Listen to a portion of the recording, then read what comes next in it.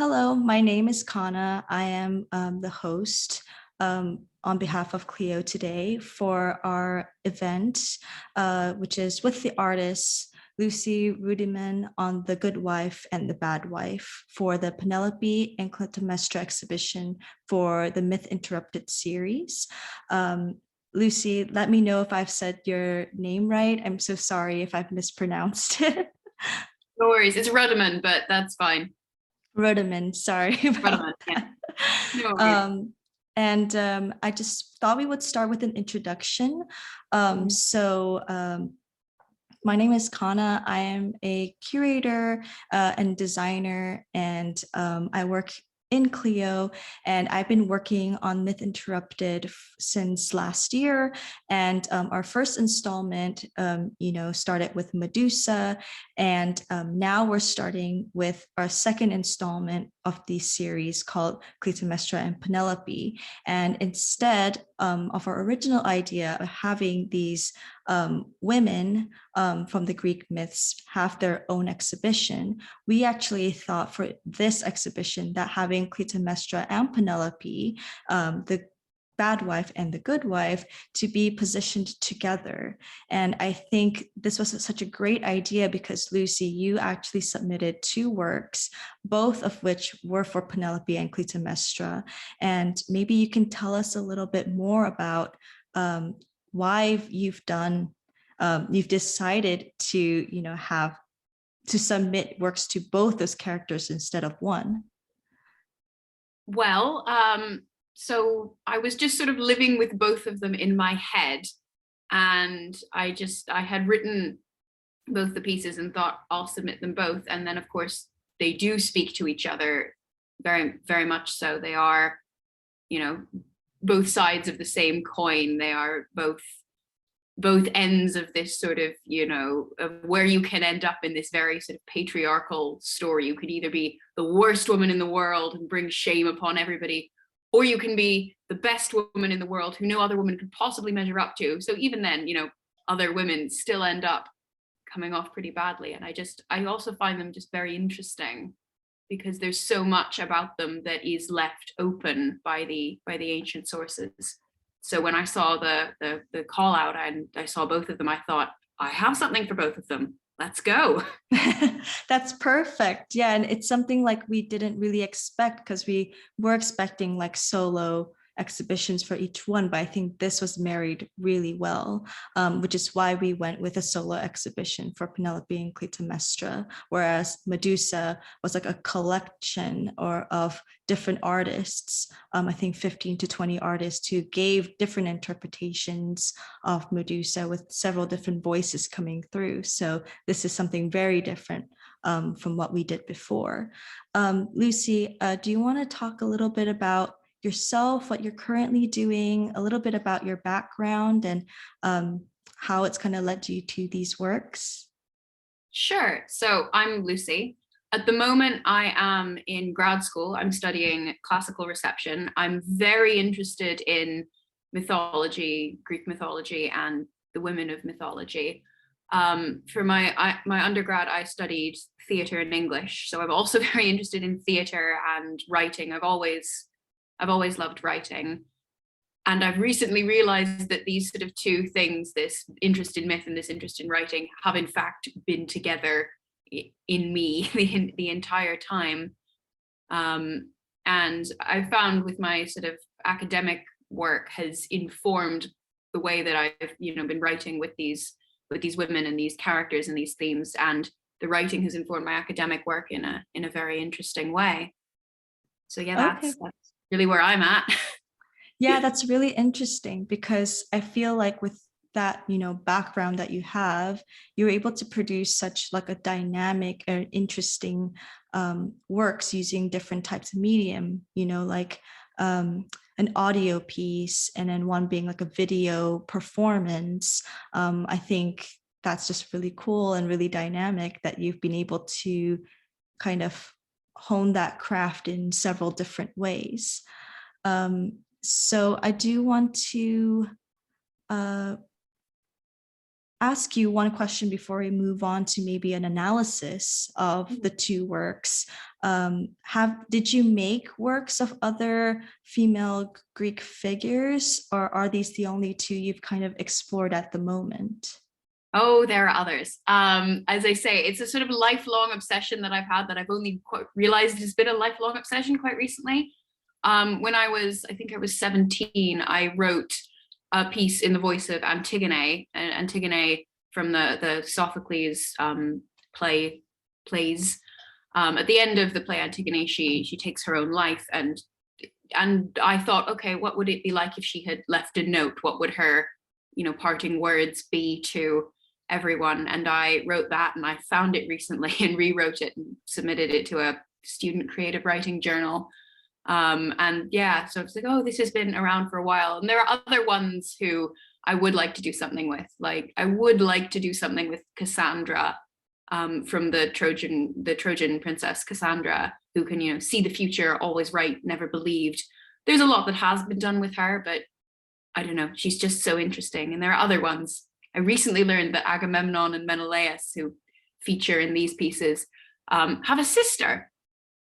No one really ever talks about their sister. So I'm maybe going to spend some time with her and figuring out what she has to say about all this mess that went on. But I find these women so interesting because there is, again, I keep saying this, there's so much space in their stories that is not explored in the sort of ancient sources, because the ancient sources, for one reason or another, are not interested in that. Whether that be because I'm coming at it with a sort of 21st century, more sort of psychological understanding of what a character is and what a story should be, or because of misogyny. These texts, largely written by and for men, are not interested in how these experiences impact the women. They are most interested in how these things that these women experience impact men's relationships with other men. And I think I'm not alone in being interested in this. So, okay, but what if we ask her what that was like? So yeah, right. there are others. That's great to hear, because this really reminds me of what kind of started this entire Myth Interrupted project, which was the influence of the Pandora's Jar, Women in the Greek Myths by Natalie Haynes, which is a big influence on this. I knew it was going to be on that bookshelf. You know me. Yeah. And so I'm sure you've read the books, and I was just wondering, did you take a lot of inspiration from the book, or at least from the author, in some way, because you guys both have the same approach or the way of thinking in terms of reinterpreting or exploring these characters? Well, at the time I was writing the pieces for this exhibition, I was also working on my dissertation. And my dissertation was, in fact, on comparing Emily Wilson's Odyssey translation, which is over here, and in part the writing of Natalie Haynes. So it was 1,000 Ships, her novel that came out just before Pandora's Jar. So a lot of the ideas I was exploring in my dissertation and about what they do with female voices, which is, again, in the translation, Emily Wilson finds these moments in the Odyssey where there is a space where the women do get to speak. I would argue it's then silenced by the rest of the Odyssey, but there is a moment, and Natalie Haynes does take those moments and she writes them and really explores those little openings in the ancient sources. And I do, I love Natalie Haynes. I'm flattered you think we're doing similar things. So I do think I am trying to do similar things. And again, a lot of what I was writing in my dissertation, that thinking did inform these pieces. So yeah, I have a lot to say about Natalie Haynes, but we'll leave it. That's amazing. It's funny how these things come full circle, especially because we haven't really been introduced to each other before even launching the project. So I think this is such a great way of coming full circle, I think. Yeah. And I guess I want to talk a little bit about the works that we have in the exhibition. So starting with Penelope's Holding It Together, which is an audio piece. And tell us a little bit about the inspiration of the work. So, as I say, I was writing this dissertation that was about the Odyssey. Penelope's in the Odyssey quite a lot. And then it was also about A Thousand Ships. She's in that. And Margaret Atwood's The Penelope ad. So there were all these different versions of Penelope kind of in my head. And I was just thinking, and then this sounds very cheesy, but I swear it did happen. I was just thinking, like looking out of the window, and I heard her say, "You're dead, Odysseus." And I thought, oh, that's interesting. And thought, okay, let's follow that, because Penelope in the Odyssey, at least this is my reading of her, she is so opaque. You never really know what she is thinking, what she wants, how much she knows. You know, the Odyssey, Odysseus is in disguise for a lot of it, and it's unclear whether or not she knows it's him. And, you know, depending on how you answer that question, her behavior has completely different meanings, and you never find out. And she spends, you know, a lot of the time, the first time she appears, she's veiled. And that's what you need to know about Penelope. She comes out veiled, and she's like, you don't get to see what I'm doing. And so she's one of those characters who's fascinating to try and explore. And this version of "You're dead, Odysseus," I don't know, I just thought there's something about that is very interesting, and that is not the version of Penelope that, you know, you might expect from a very surface level reading of the Odyssey, which is, you know, oh, she's the perfect wife, she's eternally faithful, and she loves him. And there's, I think, a lot more to her than that. So that was what I thought that was really interesting, because when kind of where she opens, well, it's voiced by you, first of all, and that when she opens with "You're dead, Odysseus," I feel like there are two different ways of kind of interpreting that. For me personally, it was like, first, it's kind of like an exclamation, almost like out of anger, like, "Oh, you're dead." Or it could be a little bit more like an acceptance, or like a kind of wishfulness of something like that. Like, so there's a bit of like a sadness or an anger, like it's all kind of these mixed emotions, and has just the sentence alone had a lot of duality. So I thought that was really interesting. I know that you start in the beginning with like Penelope, how flawless she was, how faithfully she remembered you, Odysseus, the man she married once. The glory of her virtue will live forever.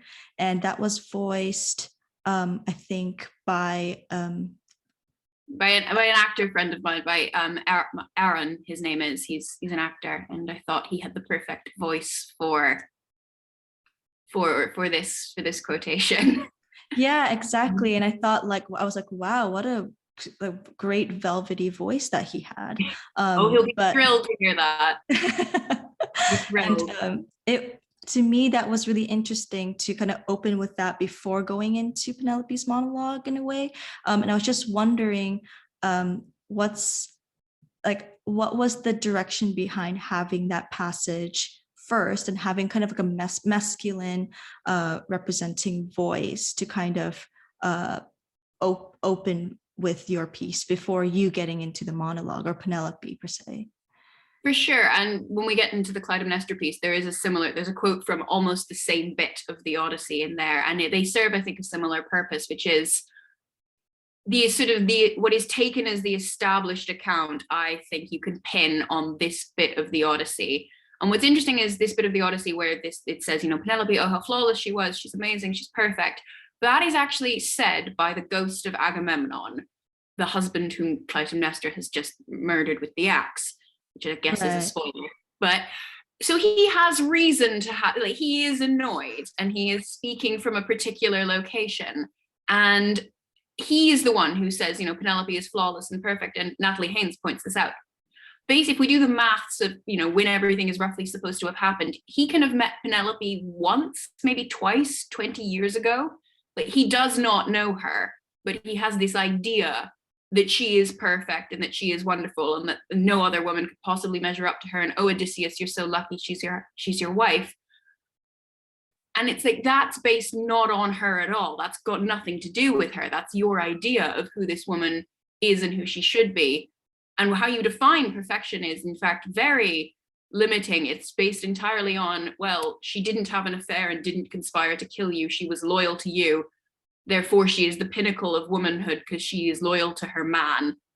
And that is a very limiting description of what it is to be a woman and a person generally. And but the fact that it's said by Agamemnon, who is, you know, he comes off a little bit from these pieces as like, I think Agamemnon is Mr. Patriarchy, and that's a little bit simplistic, but I do kind of stand by it. And it's just this account which is taken from a very specific place from this man, but is then taken as the sort of objective reading of what Penelope is and what she should be. And I think there is more to it than that. So I wanted to start off with this sort of, you know, what is often taken as the standard account, so that then we know what Penelope is speaking back against in the course of the piece. Yeah, and yeah, exactly. That totally makes sense. And I was just wondering if you took any inspiration from like your personal experiences or people around you to kind of help shape this interpretation of Penelope. Was there like maybe another character in a movie or something like that that kind of influenced this depiction of Penelope that you've built? nobody really specifically, like I couldn't say, oh, she's this person from this film, but I do think it's something I've observed in a lot of people I know, and it's not exclusive to women, this experience, but I do think a lot of women can certainly relate to this feeling of having to measure up to this impossible and contradictory standard of perfection, right?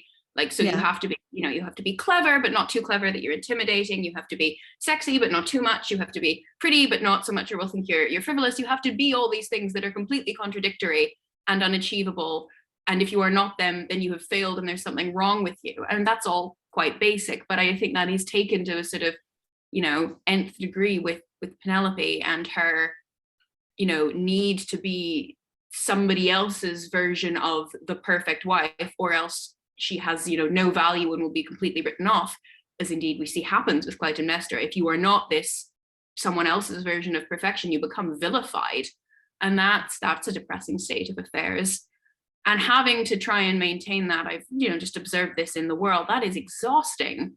You know, you have to be trying to do all these things and all this, you know, emotional labor as well. is I think another thing that, you know, she is doing a lot of.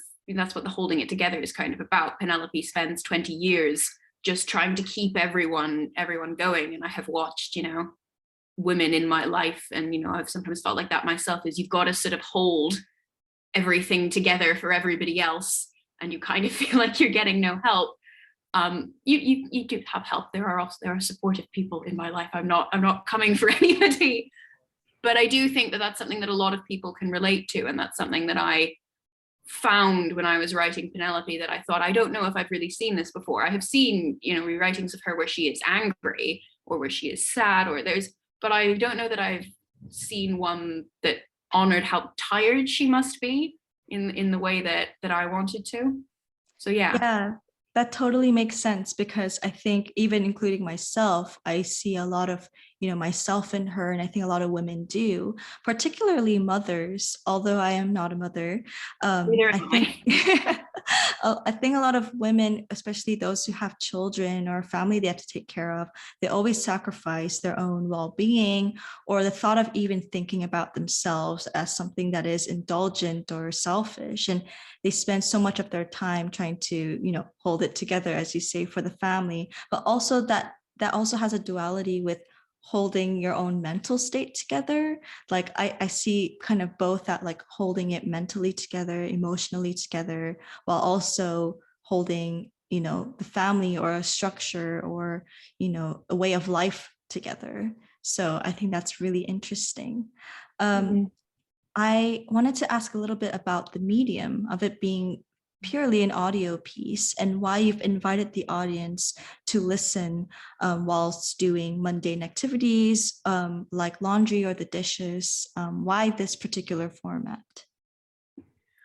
So the audio-ness of it all was because I've come up with this idea of Penelope as someone who is looked at a lot. She does speak in the Odyssey, and there are many other rewritings where it's, you know, Penelope gets to talk now.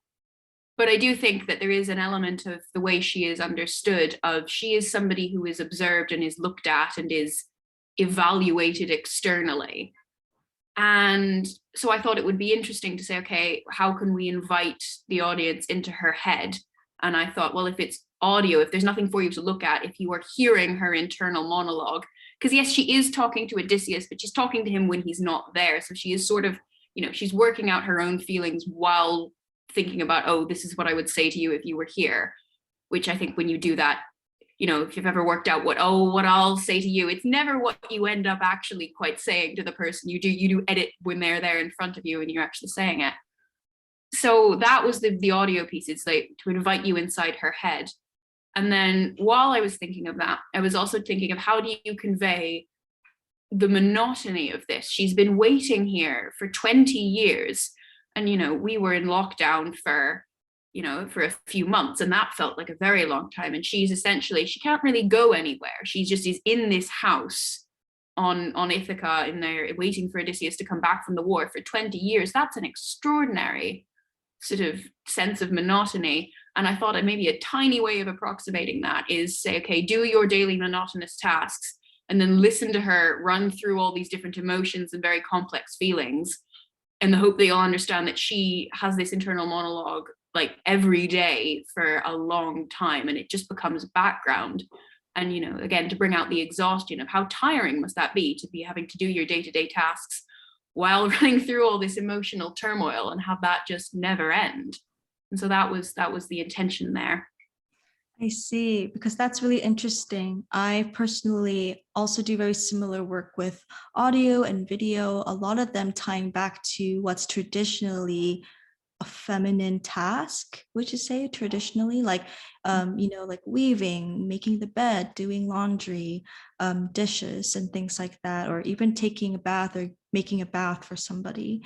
And my connection with that piece was like allowing you to kind of connect with your body and your mind, kind of have that like her narrative kind of in your ear, kind of almost pretending that you're her having these thoughts. And then when you're working, it's like it's monotonous, it's mundane, it's boring, but it kind of like helps you think. It's like productive, but also this kind of idea of weaving again. It's like holding it together. I don't know, to me, it felt very like performative to ask the audience to put themselves into her shoes in this way that is also accessible. Like anyone could do these things at home.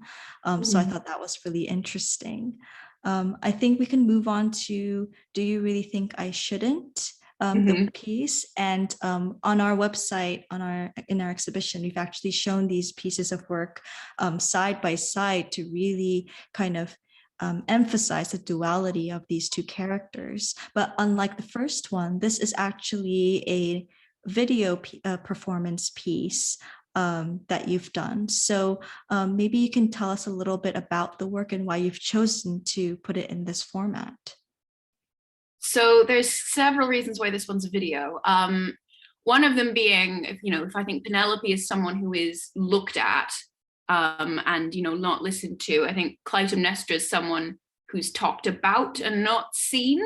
So I wanted, so that I felt it was important that there be a Clytemnestra for you to look at and who looks back at you and is telling you her story and is going, okay, here's how it was, here's what happened to me. Maybe, reevaluate your assumptions or maybe have them confirmed. I don't know. Depends on what your assumptions were. So that was part of it. That's why it's a visual thing. But also it explores similar things to the Penelope one, I guess, with the domestic tasks. But I find the domestic is a very interesting space in Greek tragedy, because if the Penelope piece, if Holding It Together really responds to the Odyssey, this piece responds a bit more to sort of Clytemnestra in Greek tragedy, particularly the Oresteia and the Agamemnon by Aeschylus. And I think in Greek tragedy, not in all, but in some of them, the domestic is a very interesting space, because a lot of what the action does take place sort of in front of the house, in front of the palace, and it's to do with people coming home and what is going on in the home and in the family. So I thought having this visual thing where you are on Zoom with Clytemnestra looking into her house, I thought that's really interesting and brings out the domestic in a very particular way. You're looking into the house of Atreus, which is, maybe not an easy place to be, but. I see. Okay, so one of my questions was going to be like, uh, was this video supposed to be like a video diary, kind of just for herself? Is she speaking to the audience as if they are there? Or is it more like Penelope, where she's kind of speaking kind of to herself, kind of for herself? So in my mind, I mean, it's up to you to decide who she's talking to, I guess. But in my mind, whereas I was trying with Penelope trying to invite the audience into her head, I am inviting the audience to sort of talk to Clytemnestra. So in my head, she's talking to us, Mm-hmm. whoever we are. She's talking to the people, because it also begins with a quote from the Odyssey. She's talking to the people who have heard this official account of her and is saying, no, that's enough of that. Here's what I want to tell you. So yeah, it could be to herself. That's an interesting reading of it, but that was what was in my mind while we were doing it.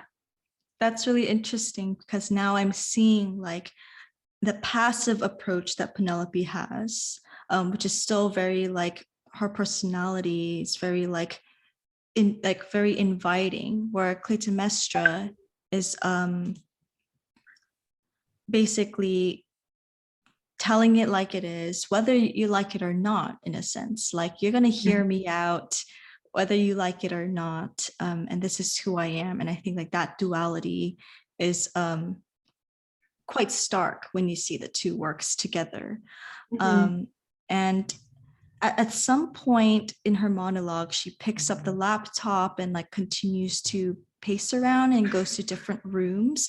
I know some of that is like it leads to different parts of the story she wants to tell, like when she picks up the doll that represents her child's doll, for example. So what was kind of like the direction of that, and what why you have chosen to have that type of stage direction in the work? Well, that came about because again, this was happening all in the final year of my undergrad, and part of it was a theater degree, and we had to do these practical projects.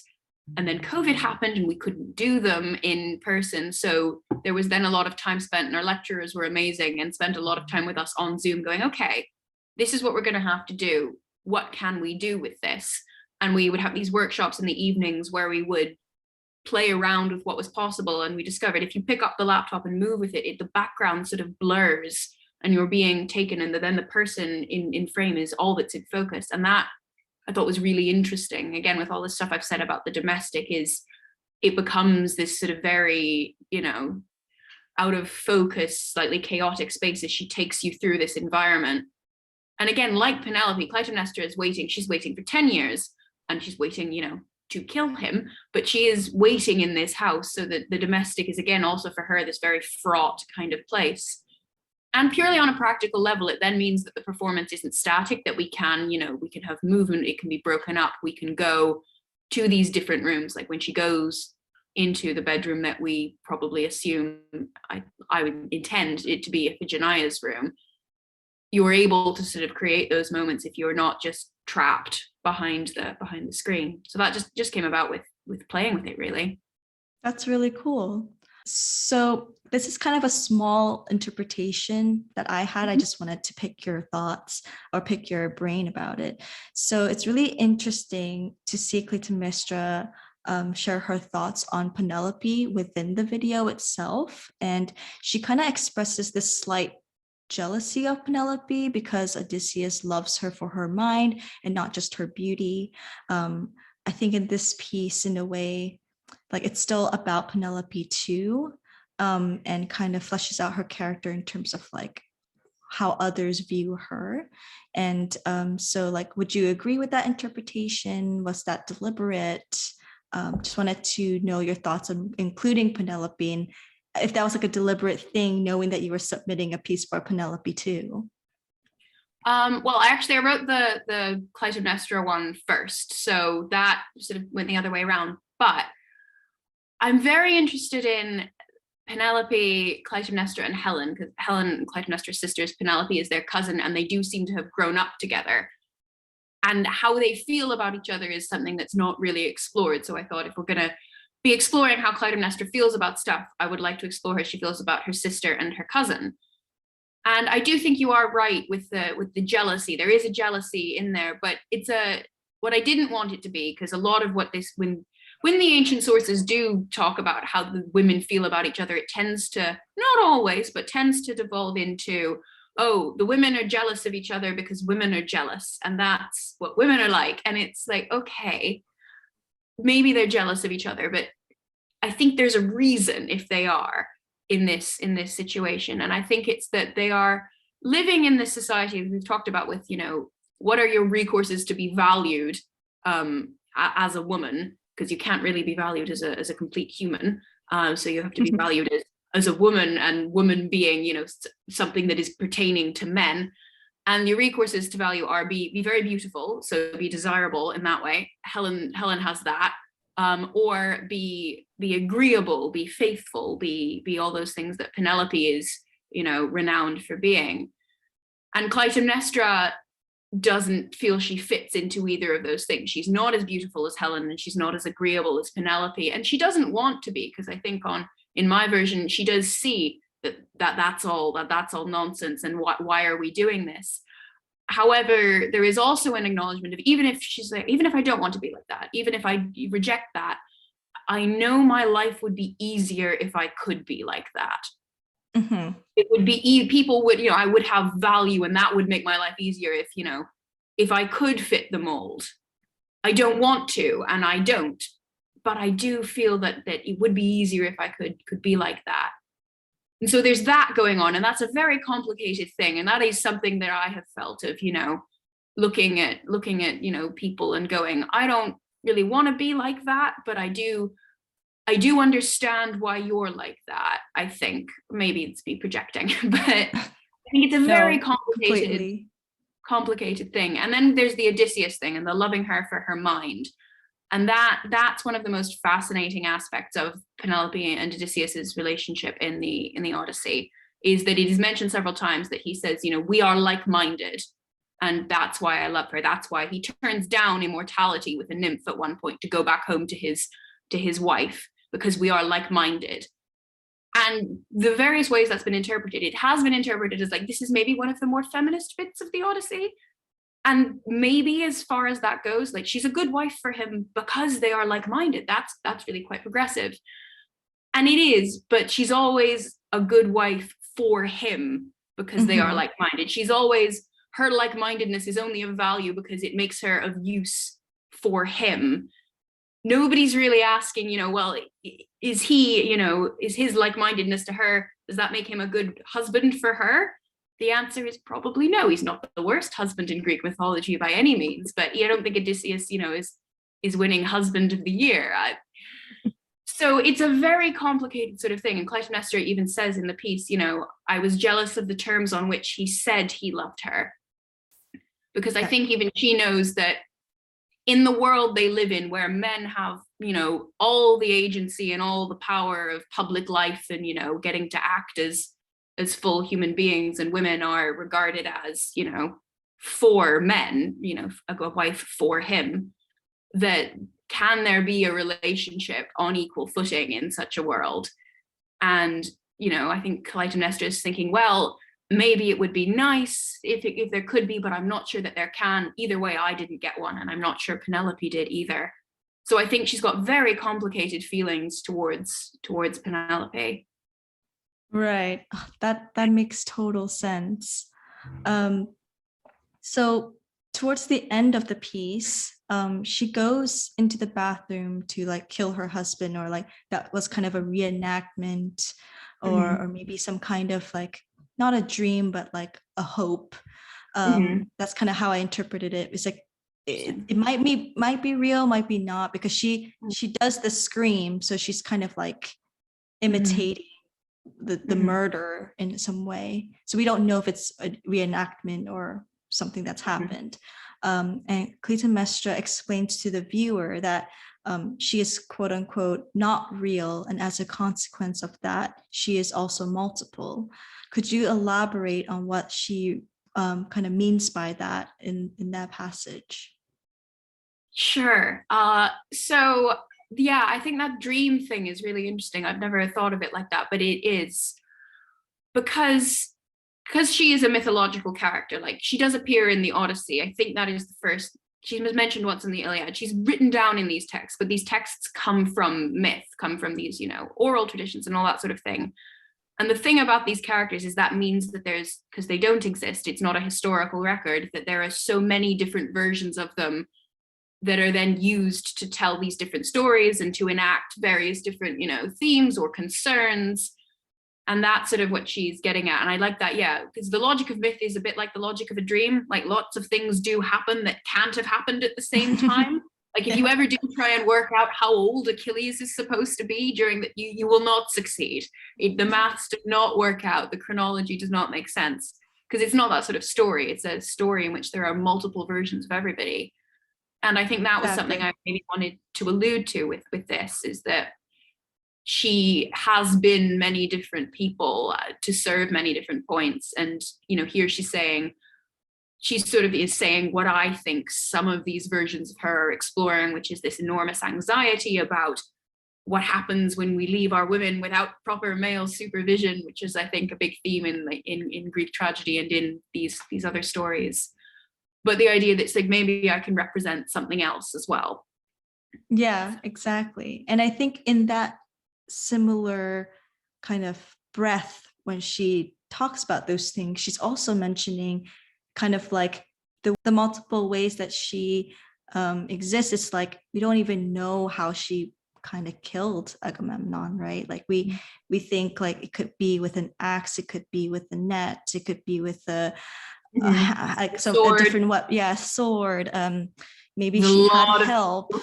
Yeah. There's a lot of, does Aegisthus do it? There's a version at the end of the Agamemnon, Aegisthus comes on stage and went, actually it was me. And even the chorus are like, we don't believe you, you did not do this.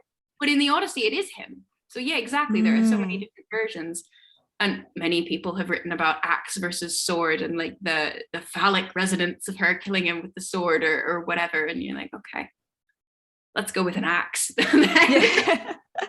Yeah, that's so interesting, right? Like how like a choice of weapon can also interpret like different intentions or make her more of a, I guess, like sometimes when you see a character like Clytemnestra that doesn't fit into that box, well, in this case, someone who isn't like Penelope that everyone wants her to be, then people kind of not make excuses, but instead of say like, oh, this is what women can be or what capable of, they're also complicated. Instead of thinking of women as complicated beings, they go, oh, well, she's maybe not right because she's playing off of these masculine things. She's taking on a role of a man, and that's unnatural. And kind of, I think the monologue also mentions that a little bit, touches on that a bit. So I think that's really interesting too.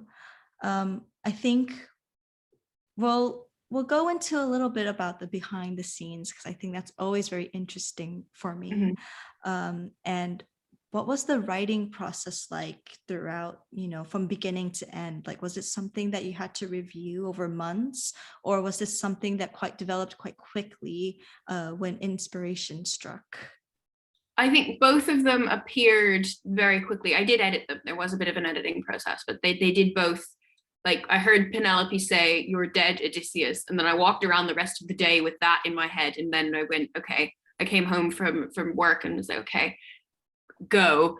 And then, then it was 2 a.m. and I was like, you need to go to sleep. So that was how I wrote the Penelope one. The Clytemnestra one was originally written as a piece of coursework. There was an earlier version of it that was for a class in translation and adaptation, taught by Katja Krebs at Bristol University. Shout out to the Bristol Theatre Department.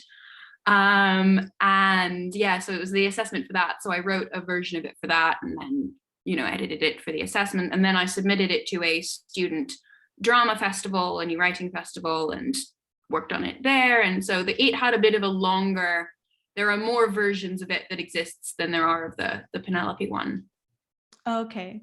And I guess because you said you wrote the Clytemnestra one first before Penelope, were they kind of close in conjunction, like when you wrote that, or were they kind of like? It was a few months apart. The first version of the Clytemnestra one was written around Christmas, and the Penelope one was written in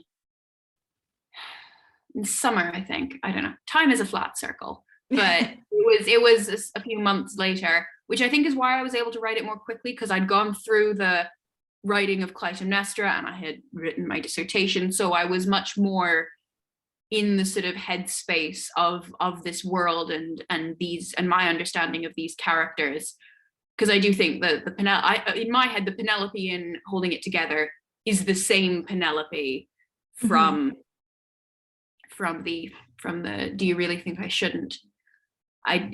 So I think that's why that took less time, because I'd been living with them both for longer.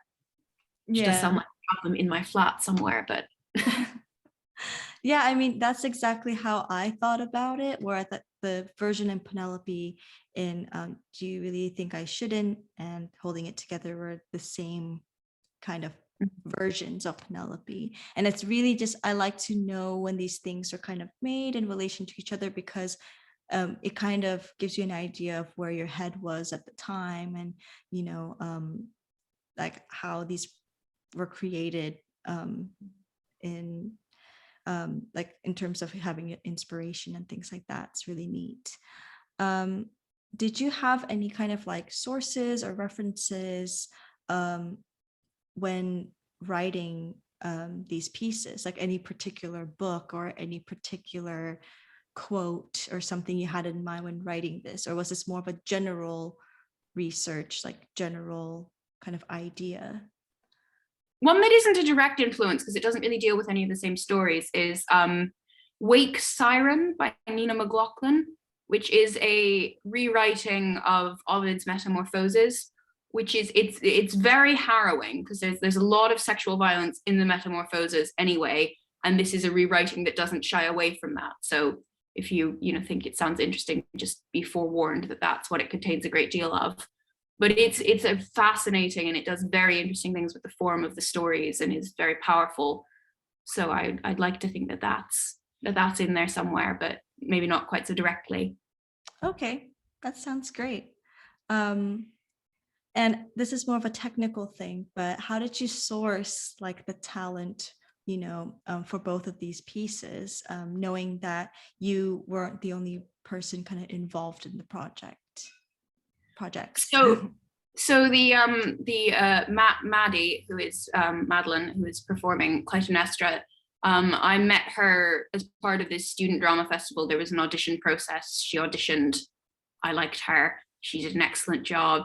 So that was as part of this student drama festival that we met.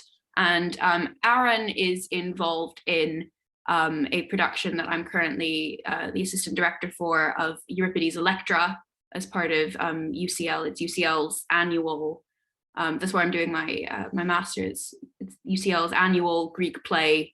So he's involved in that. So I asked him, would you read a quote from the Odyssey for me?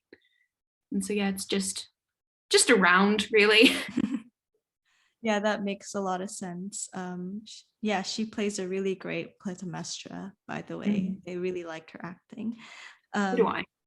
And how did you find directing Do You Really Think I Shouldn't, especially due to its digital nature? It's quite different from the traditional stage directing or performance, a live performance, for example. And how did you find it challenging or easier, or were there any things along the way that surprised you, or anything like that? It was interesting, because the piece was written with the intention that it be performed on like this, that this is the format it would be done in. So it wasn't as though I'd written it to be done on stage and then had to change it. So that was one thing. So the idea of the moving of the camera, we had the workshop, we'd come up with that. So that was all pre-planned, and that was me just working with Maddie to try and execute that. It was interesting. So we would have our rehearsals we'd have a Zoom meeting, and we would talk through the characters. We would we'd do actioning. We would do all these techniques that I had learned in the course of my degree, and discovered, I've actually learned things in the course of my degree, and they do work. So that was interesting. That was good. I thought I had learned things, but it was nice to have it confirmed. Yeah, it was very interesting. And then yeah, and then we practiced, we went through the whole script, and we broke it down, and we talked about sort of the action of almost every line, as you do, and then we had some separate rehearsals, like, okay, we're going to try these moves and work out, like, when you put the camera on the floor, when you pick it up, when you go, and then we had to map it onto the house that she was in quarantine in, and say, okay, where is the child's bedroom in relation to the bathroom, just practical things. Yeah, definitely. So kind of really just using her entire house and the landscape as the stage. Her family was really so understanding. Oh, that's amazing. Yeah, and speaking of quarantine, I'm sure you probably were working on this piece during the pandemic. Mhm. And so was the digital nature of this also kind of influenced by the pandemic, or did you originally intend this to be a digital piece from the get-go?